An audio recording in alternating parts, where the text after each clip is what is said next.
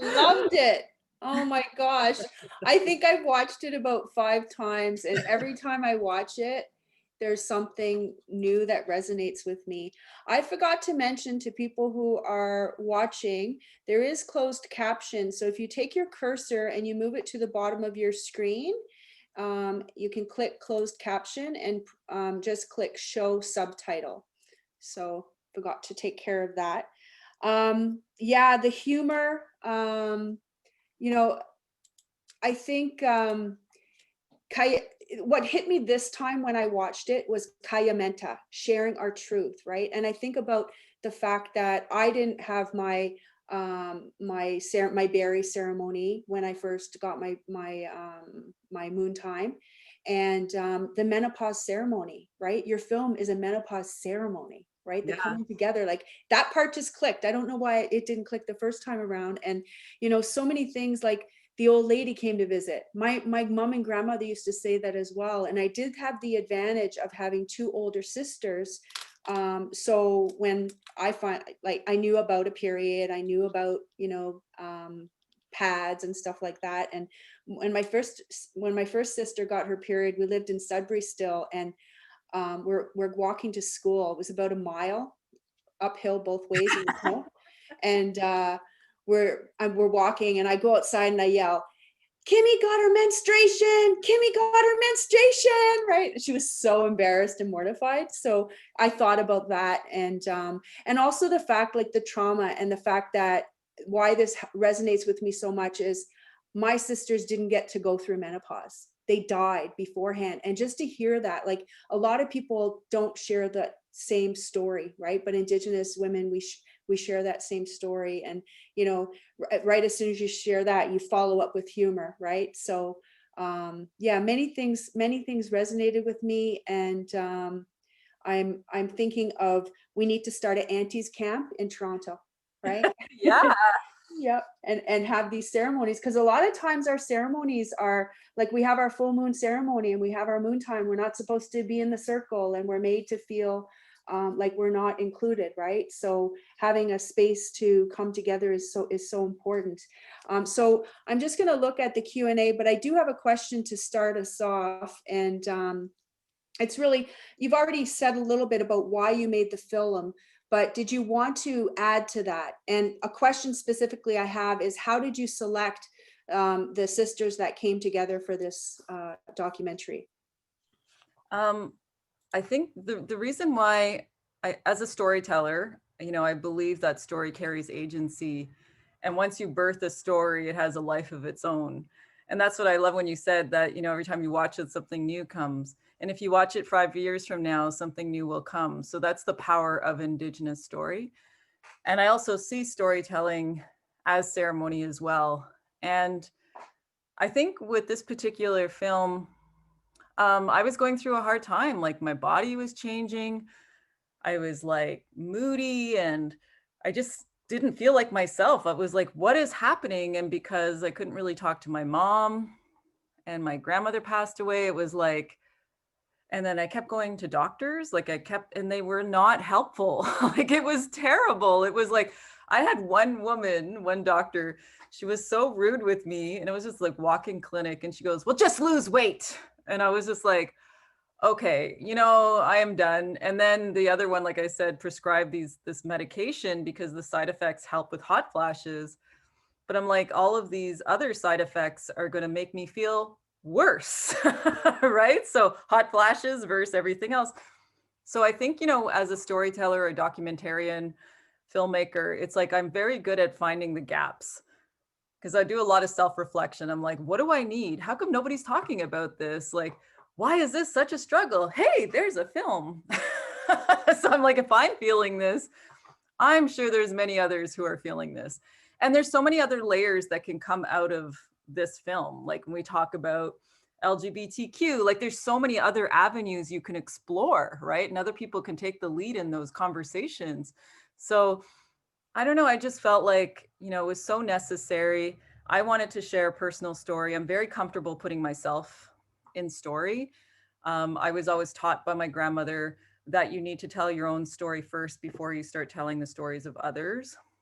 So that's kind of where I'm at. And in terms of bringing sisters together, I don't know, it just kind of happened organically. And then I felt from other friends that they were kind of like, why didn't I make your film? Why wasn't I in your film? And I was like, because it would have been like 500 hours. No. But Rena Owen, like, I'm a huge fan of Rena Owen, right? Like I watched her in Once Were Warriors. She was in Star Trek. She's in Siren. So she's like an established actor. And I met her at a party and David Suzuki was there. And it's funny because there's this picture circulating where I'm kind of talking to David Suzuki like this. We are not talking about women's health enough. And then Jake's behind me, my partner, laughing. But I met Rena Owen, I think that was the second time. And I said, would you be part of this film? And she was like, what? A film about menopause? Like, I was like, she was so startled, right? But she was on board. And then I tried to see, like, I think Tantu was busy at the time. And then Michelle Thresh was interested. Renai is a good friend of mine. And Sharon Shorty, I only met once, but she's hilarious. And, we flew her down. And then Doreen, I work with the Capilano. So it just kind of happened. But I would love to kind of bring more people into that. But again, that would be a very long, could be a series. But it was just a short talk. So Yeah, definitely a series, like maybe a series, aunties camps across Turtle Island or something. I thought the same thing. I'm like, well, I could have went and had that conversation. Why didn't Jules ask me? But I'm not in BC either. So, that was one of the reasons why I asked that question as well. The other question I have, and it's more out of curiosity, the people walking on the sand, who was that, you, and who were those people? Or should I even, see, I opened up something. I think the twins would kill me. Oh, okay, fine. They were wearing my boots. And they probably were too small, right? They were so mad at me. Well, that was their well, it wasn't even their acting debut. They've already been in several documentaries, right? Okay, okay, let's be quiet about that's the thing about COVID. You're right. You have no privacy here.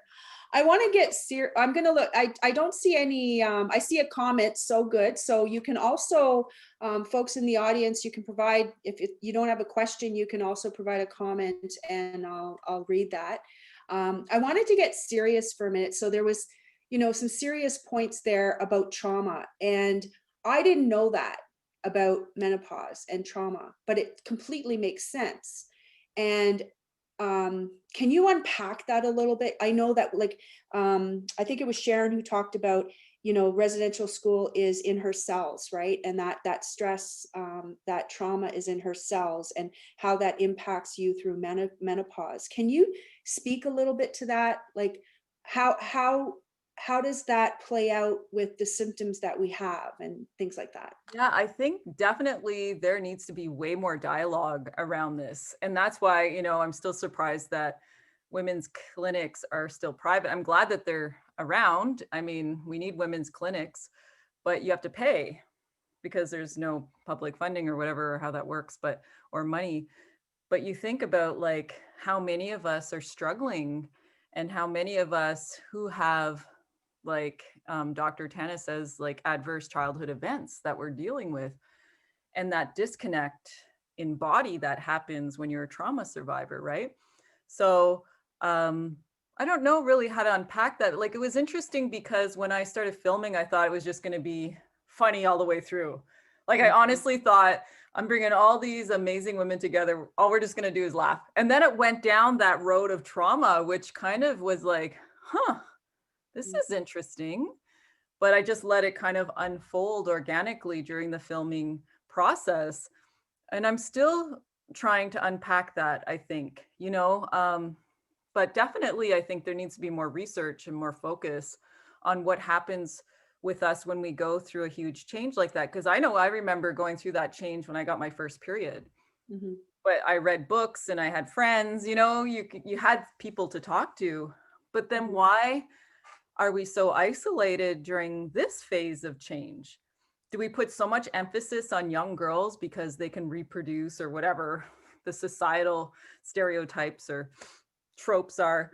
But, like, there's so much emphasis on these young girls who are blossoming, you know, and it's almost romanticized. Mhm. But then there's no conversation when that's done, right? Mhm. So I definitely think that this film has created a platform.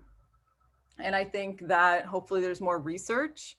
But to unpack that, I don't know. I pose that question, I guess, to the audience as well, is like, I don't know, my experience with the doctors in general has not been very positive, but to Mhm. have that time with the doctor who actually made the connection, I felt like when she said that, when she asked me that, like I felt so lost and I was so frustrated and everything just felt out of whack for me.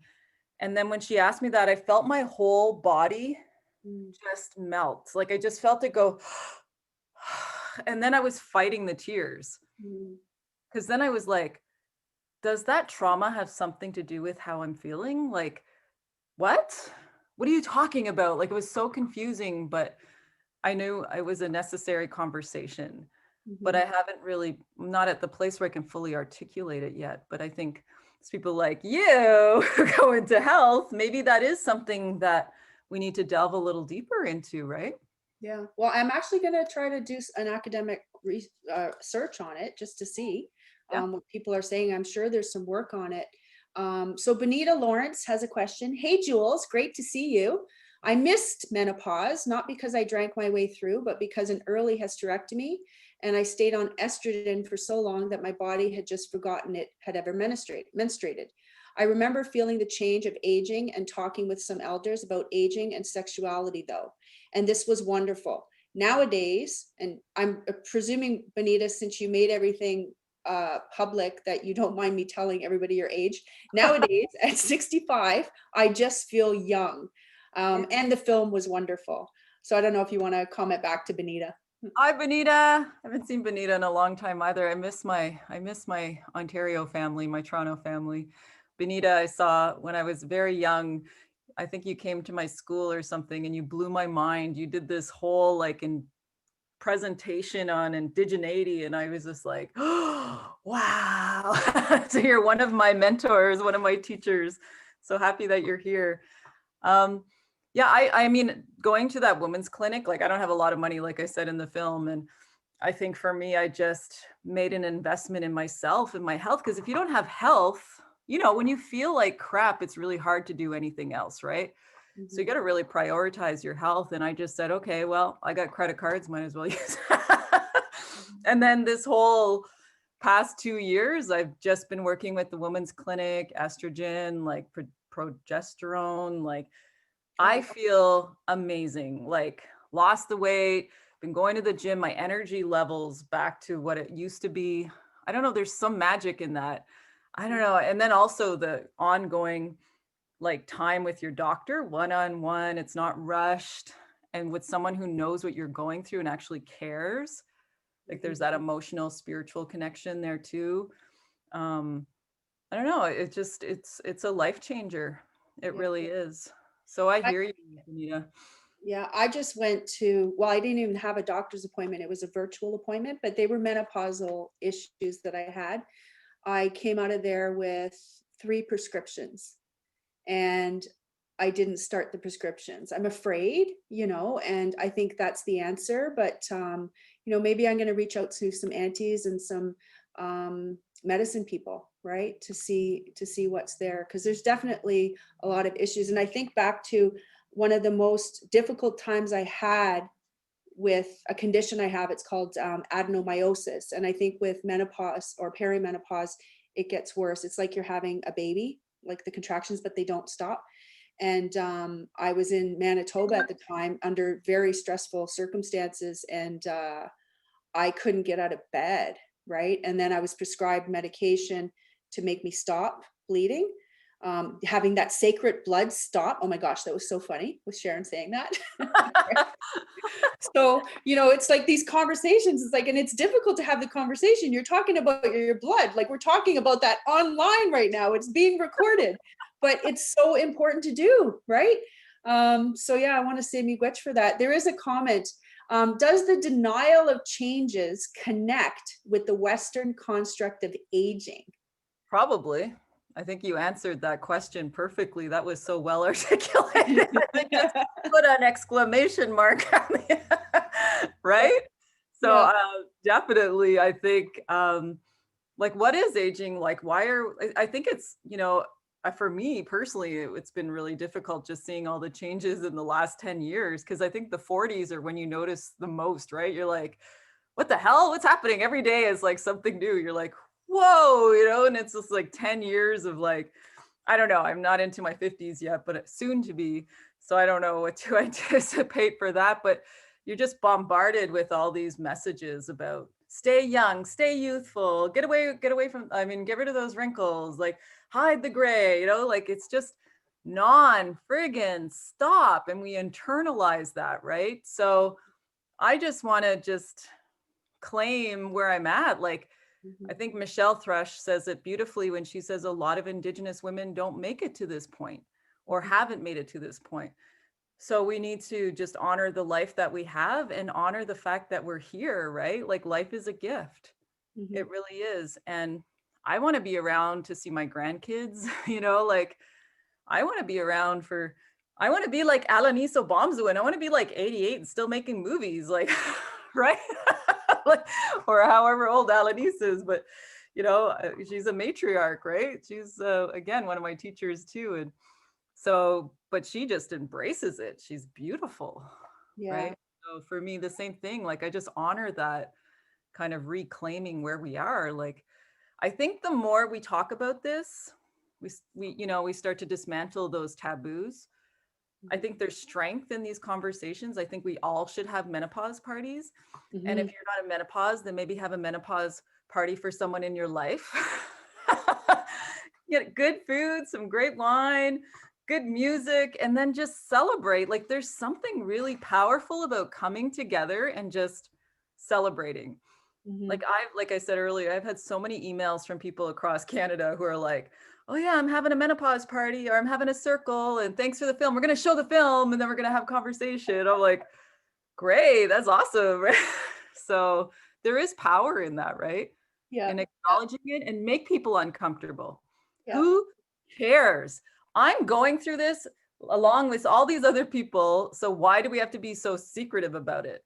That yeah, makes no sense to me. Like, you know? yeah. And Doreen actually emphasized that too, right? The beauty of aging. And, as someone who's letting my gray grow in, my niece, tells me I've earned it, and I should stop worrying about it because it was a big deal.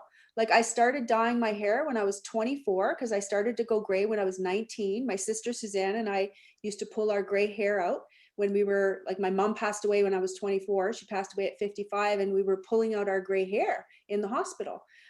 So now, and I think I've done it also because like dyeing your hair for 30 years has a huge impact, right? Mhm. Um, the other thing is like with a menopause party, when you have your moon, when your moon time starts, there's a hard start.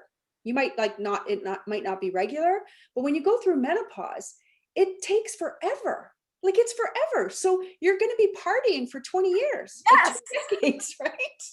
It's like, Why so not? yeah. So how do you mark that? And sometimes even the symptoms, like you're not sure. Like I honestly don't know when I started perimenopause because I was really paying attention to the timing of my moon time, which was every 21 days for most of my life, right? So then it kind of when it spaced out or when it got really short because of the adenomyosis, it was every 15 days, right? So but people who've had hysterectomies, people who've gone on hormone therapy for whatever reason, right?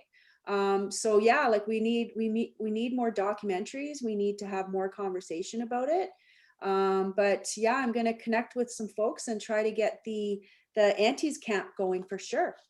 Yeah. I think so. And again, this is just the starting point. Like there's other perspectives around menopause and what that actually means. And people's bodies were so diverse and fluid in terms of our gender identity as well. Like there's so much more that we can discuss. This is just a starting point, right? This Mhm. is just a personal story, right? I'm sure there's so many other stories that people can share about what they've been through. And the other thing I wanted to bring up too is that I don't know, like 200 years ago, were the symptoms of menopause, I say that in quotations, because Mhm. were they as bad? did we have traditional medicines? You know, we're dealing with a patriarchal system here, a colonized system, right?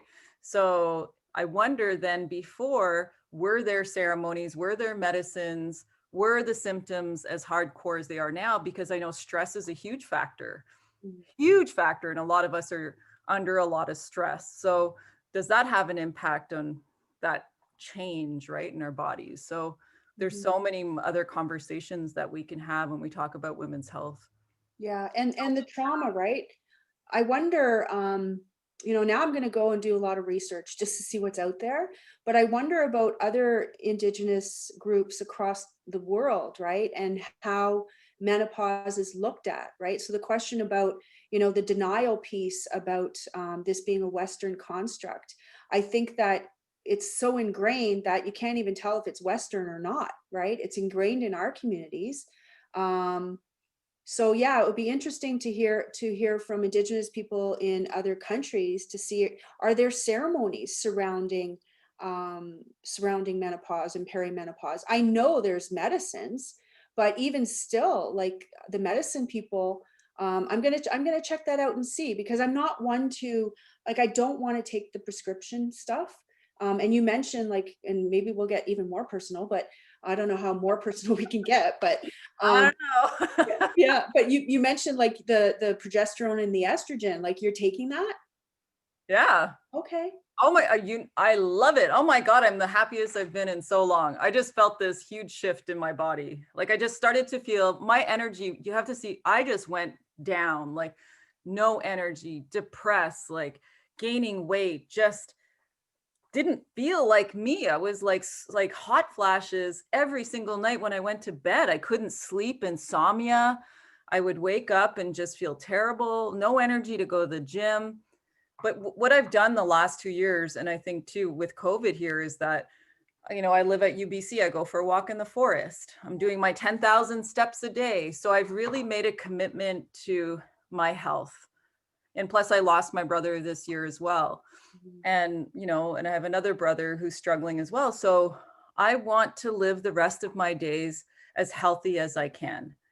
And the only way to do that is to make a commitment to myself and to give myself that self love and to be like, Jules, yes, you're going to do your 10 minutes of meditation. I'm even on that luminosity, Oh, you know, wow. that app, because Yeah. my memory is like, "Meh," and I do orthomind. Like I'm actually like just making time to get well. Like, like I do Pilates, I go to kickboxing, like, but I have the energy to do it now. That's the difference. Before I didn't.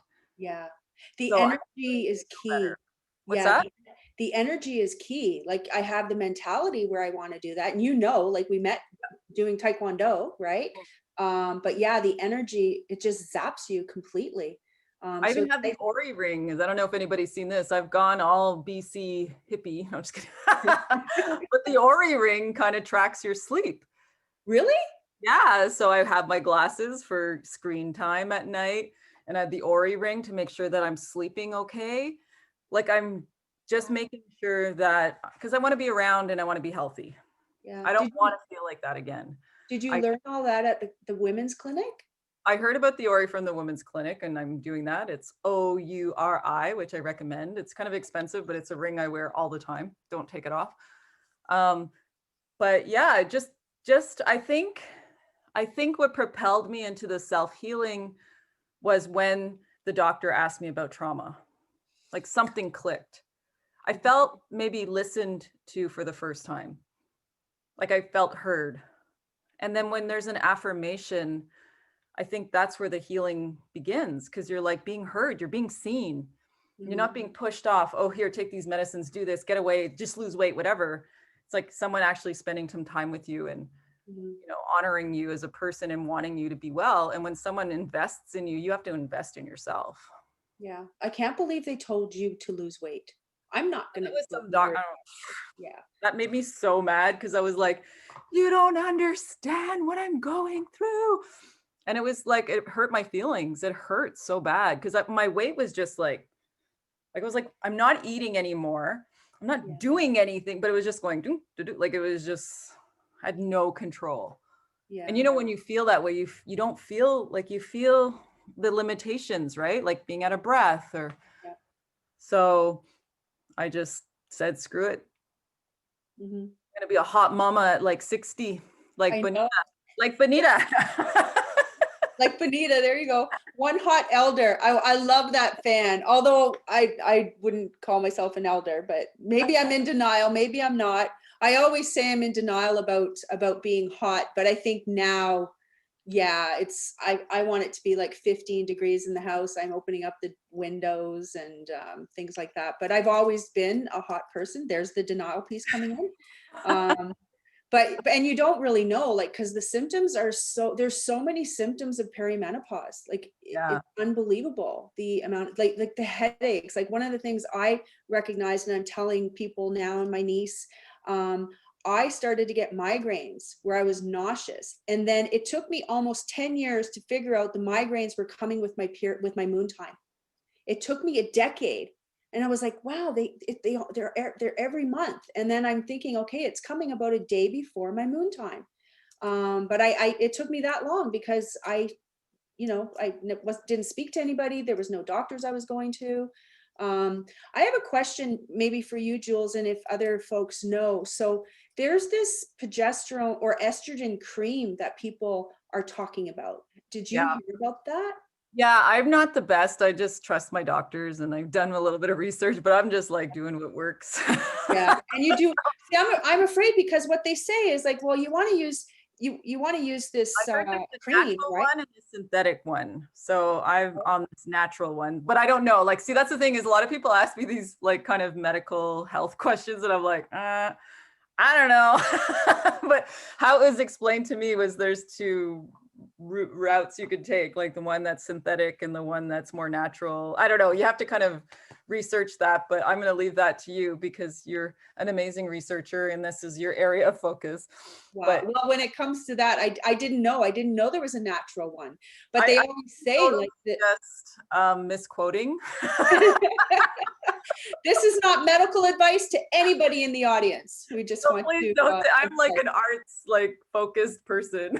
I'm not like into medicine or anything. I think I'm the last person you want to take advice from. But what is happening with me actually works.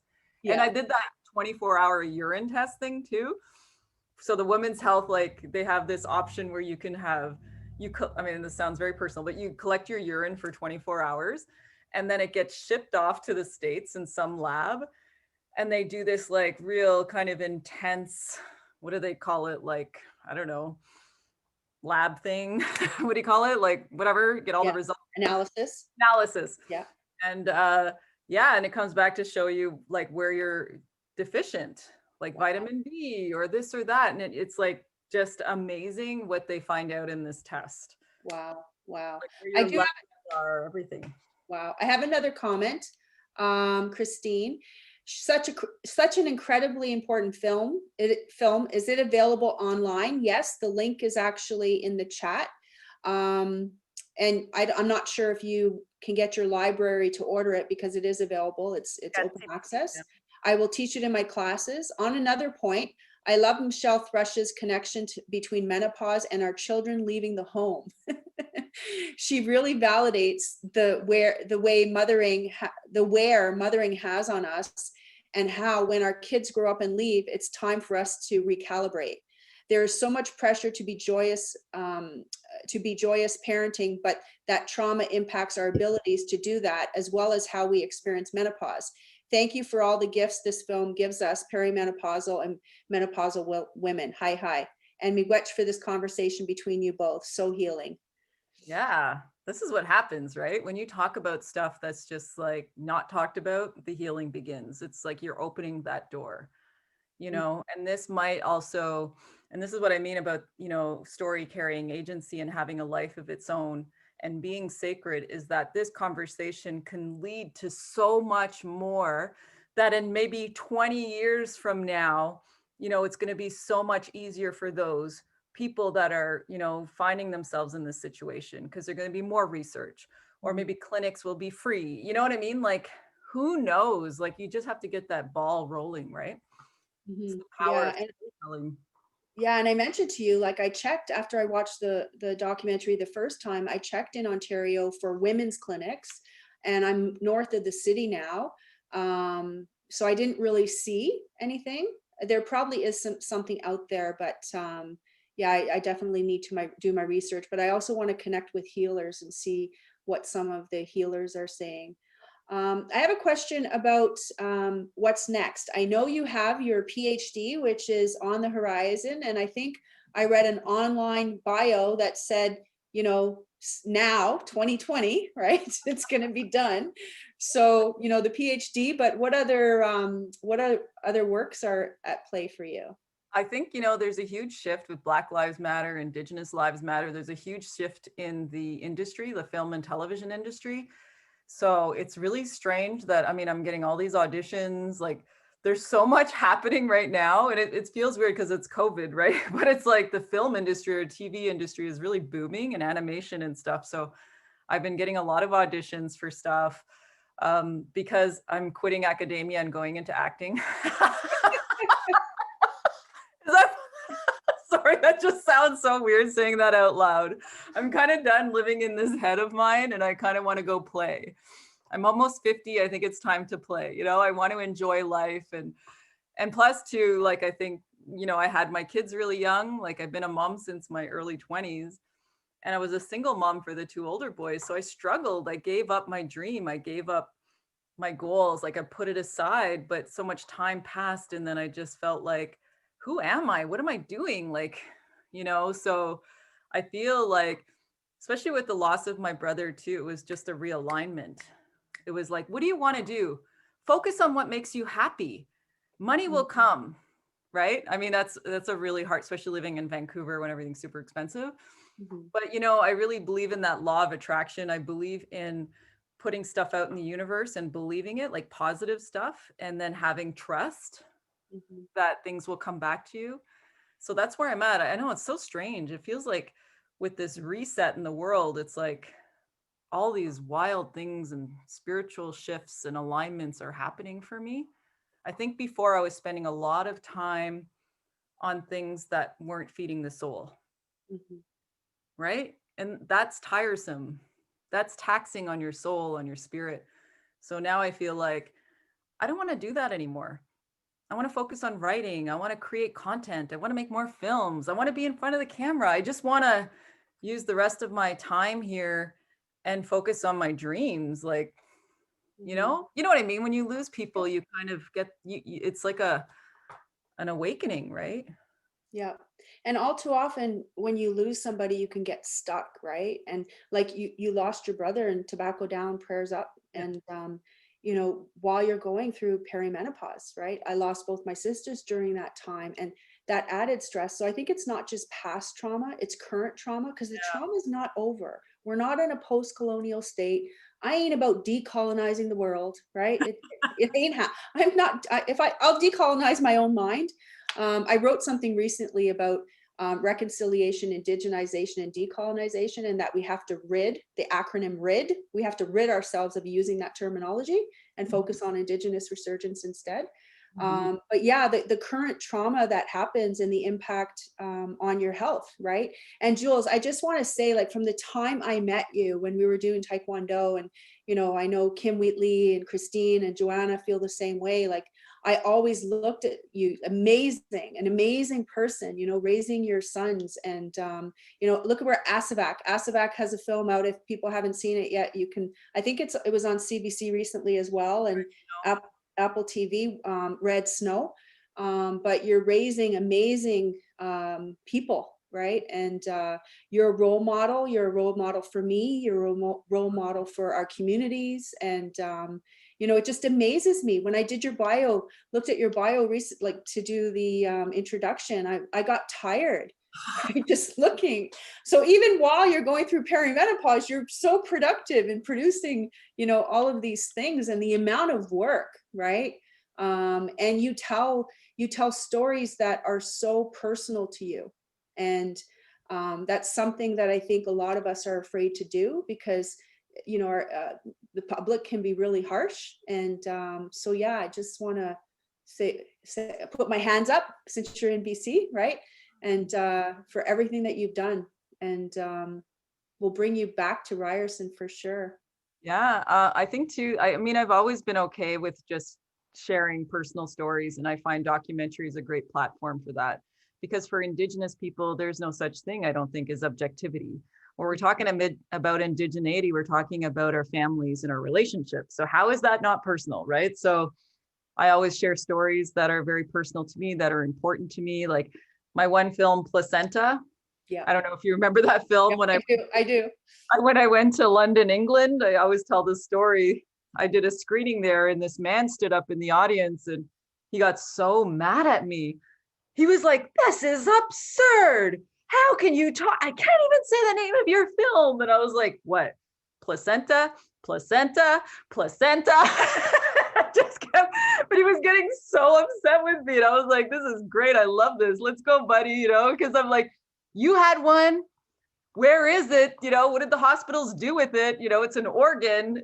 So I don't mind being the one to have those kind of fun conversations, because I mean, the more we talk about it, the more things change, right? I think, I'm okay with talking about stuff, maybe too much, but no, it's not too much. It's just what's comfortable for me, right? So, Yeah. Yeah, and we have to, right? Like I the thing that I find is, and what resonated with me with all of your work really, and this documentary is, we tell hard truths because our lives are so complicated, and we can't really relate sometimes to non-indigenous people, like especially when it comes to trauma and death. Like, yes, everybody experiences that, but the extent to which we experience that, and then you flip the coin, and then we have humor, right? I remember being in a at a funeral, and we're cracking jokes because that's what we do, right? And you cry, and then you crack a joke, and a lot of people can't take that. But you saw that with the conversation that you had with your sisters. So I think that's important. That I think that's why I love what you do, right? Because you say things in a way that resonates with community. It resonates with our lives. It's things that we can't always say. Like, I know in the academy and in classrooms, sometimes if I'm sharing something, I want to be careful in what I share, because people might not be able to handle receiving what I'm sharing them with them about my own life, because it's too difficult. It traumatizes them to hear about our lives, right? There you go. Yeah. Wow. academia, I don't know. I don't know how I navigate academia. I don't fit in at all. I think I piss everybody off. I think my just very existence is like, just, oh no, Jules is here. Because I don't care. Like, it's like, I am so done caring like about what other people think. Like, I think as Indigenous people, I am just like, I work with Indigenous youth at Capilano University. I'm like, don't apologize for taking up space. Don't apologize for laughing out loud. This is our land. This is Indigenous sovereignty. Like, your ancestors are with you. Like, celebrate that strength. And I think I'm at that place now where I'm like, if they don't like what I have to say, yeah, they probably fire me or whatever. But I mean, you still have to be careful. Obviously, you don't want to hurt people if you're in a negative kind of streak. But I Mhm. think if you're speaking your truth, how do you go wrong? Mhm. Right? If you're just saying things to hurt people, obviously there's something wrong. But if you're speaking truth, like, Mhm. laughter is like, I think, the purest form of truth, right? That's why when you see all these women come together and they're laughing, even though we're talking about hard things, I think that's been our savior. Mhm. And Yeah. laughter is definitely ceremony, right? Yeah. Right. Because it's healing. It makes you feel better. Positive thought. We're Yeah. told so much negative stuff. We internalize, like, for every, what did they say? For every one negative thing we internalize or we take in or we say about ourselves, it takes like 10 positive things to overcome that. So why not change the way we think? And, you know, I don't know. There's a lot of healing that happens, I think, in changing that narrative. Mhm. And you are finishing the PhD though, regardless, maybe? I'm trying to be positive. So I'm like, I'm very Yes. smart. I'm intelligent. I'm at the finish line. Like, if I start saying negative things, I'm going to start procrastinating. Yeah. So I'm Yeah. like, this is a creative process as I'm doing my rewrites. This is so much fun. So again, I'm trying to do this positive narrative in my head. Yeah. I So it's almost not gonna be a form of resistance to not complete. I know, but I'm gonna for me, because I went through the 5 years, I've done it. It's about a topic that I'm really passionate about. I've just gotta fall in love with it again, and Yeah, I'm near the finish line, and then once I do this, I feel like, the weight will be taken. As you probably know, you've done your PhD, it does feel light after, so I'm looking forward to that, and I'm honestly so close to done. Like, yeah, if I walked away, I think I would kick myself in the butt. yeah. Is the outcome of your dissertation going to help, future Indigenous people to do documentaries? Like, is that a positive outcome? Yeah, probably. And I think too, right now, as you know, when you're going through rewrites, you read it and you're like, did I write this? Like, it doesn't even sound like my voice. Like, you're just reading it going, how did I write these 250 pages? Doesn't even sound like me. Like, I feel so disconnected. I'm like actually proud of myself because I'm like, this is really smart. But did I write this? I'm already like, I don't know. It's such a surreal experience of like, I don't even understand half the things I'm saying. I'm like, what the hell does that word mean? And I must have knew what it meant when I wrote it. But anyways. Oh my gosh. So what's next as far as, so you mentioned acting, right? Do you have Like, another documentary, like an idea for a doc? yeah, so I've got a few ideas. The next thing I think I want to do is around futurity. So I have a couple of things in development. One would be a feature about Indigenous people seeing themselves in the future and the power of seeing ourselves in the future, especially when we have such a high suicide rate in our communities. So Mhm, why is that? Why are we losing so many of our young people? So I'm still developing that idea, but that would be a feature documentary and mhm, how healing plays a part in that as well, and intergenerational resiliency. Um, and then my feature that I've been working on since I met you, since 2000, no, I met you before 2006, but mhm. that one I'm finally got the green light from one broadcaster. So I'm hoping to direct my first feature this year, not this year, sorry, next year or the year after, and just see where life takes me. And if I have to live in my car and be an actor, I will. Vancouver. It's warm. You can move south a little bit too, right? Yeah. Wow. Well, I know it's we had 5:30 on the notice, but I know that we talked about just going to about 5:15. Um so I want to, and I don't think there are any further questions, but I want to give you the last platform to maybe just share anything that we haven't spoken about yet. Yeah, I mean, I'd love to hear your comments from those in the audience. I see that there's quite a few people here, so I'd be just curious to see how, the film or the narrative would change for your life or someone in your life. I don't know, like it's exciting as a filmmaker when you birth a story to see it take its own life. Not take its own, but have its own journey, right? Like be out there and change lives and stuff like that. And yeah, I think yeah, I'm just curious to see what happens next. And the film is now being entered in quite a few festivals in the US, so I'm just waiting on that. And but it's Mhm. funny because I released this film right during COVID. I know. So it just kind of, when you're a filmmaker, it's like okay, this is the date we're going to release it into the world. And then COVID and shutdown. It's like, oh. So I'm like, please share the film. I feel like, it would help many people. I just feel like COVID was kind of a barrier, but Yeah. hopefully we can revitalize the film.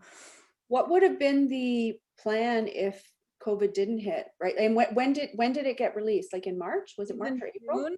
I think we pushed it to June, but still, like, that was when, like, because the theaters closed, you do your festival run. It got into a few festivals and then they went online.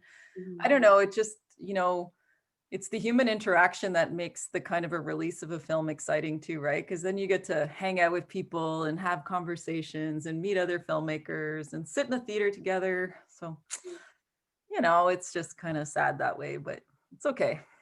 Yeah. And doing it via Zoom, obviously we restricted, we didn't have people have conversation just because of bandwidth and Yeah. trying to present the film. But if people do have comments, they can find you quite easily, right? With Yeah, your I'm email. on Instagram.